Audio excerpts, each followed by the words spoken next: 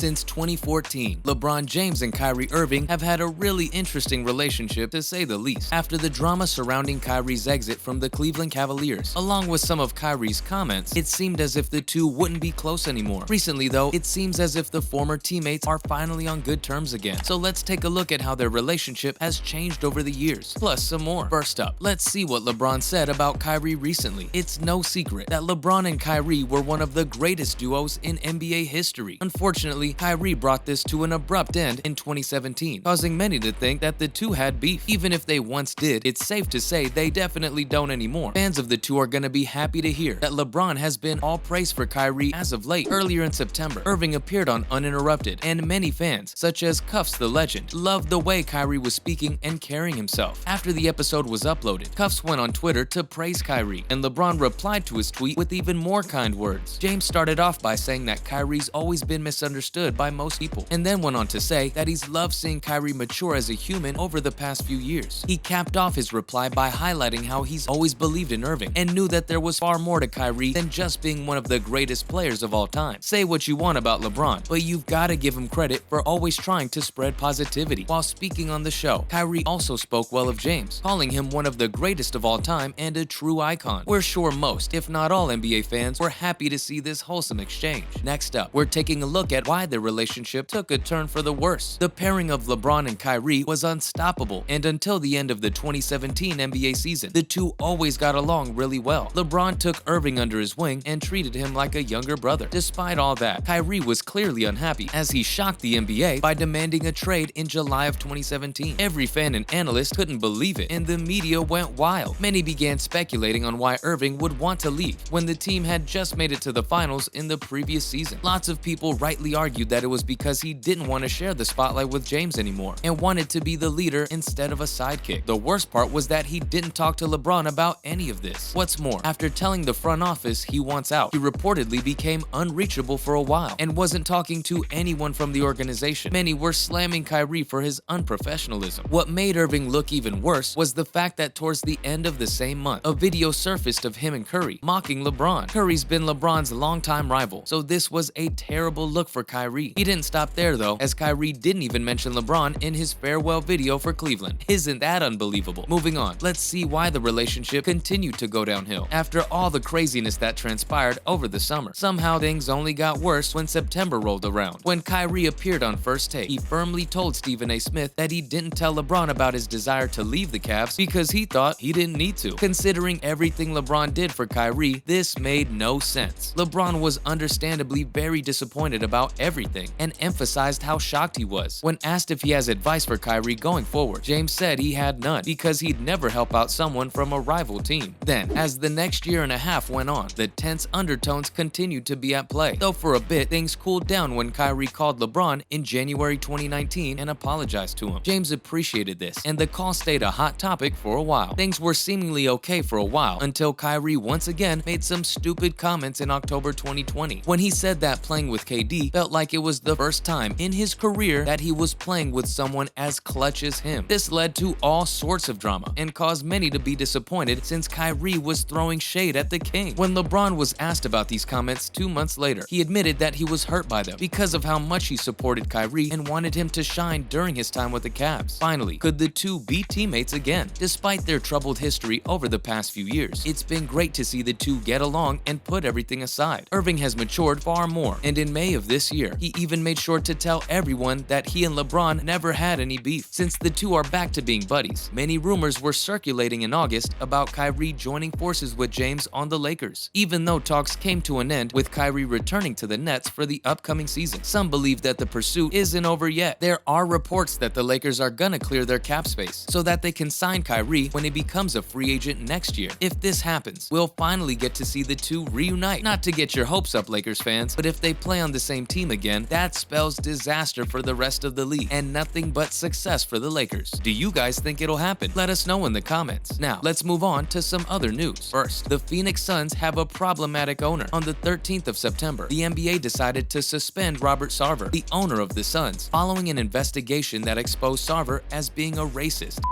and harasser. The NBA also hit him with a $10 million fine, the biggest fine in NBA history. Sarver's suspension will last for a year, and he's been banned from all NBA and WNBA buildings. The lawyers carrying out the investigation found that on at least 5 occasions, Sarver said the N-word when recounting the statements of others. On top of that, he didn't treat female employees fairly, while also making various inappropriate comments related to and their physical appearance. As per the report, he's had a very long history of making such remarks about women, leaving them feeling offended and objectified. It was also found that Sarver was unkind to his employees and often bullied them to the point that they were in tears. It's safe to say that every NBA fan is sickened by his words and actions, so they're glad that action is being taken against him. Though at the same time, many people believe he should be given the Donald Sterling treatment and be banned from the NBA for life. Moving on to more positive news, let's look at some new threads.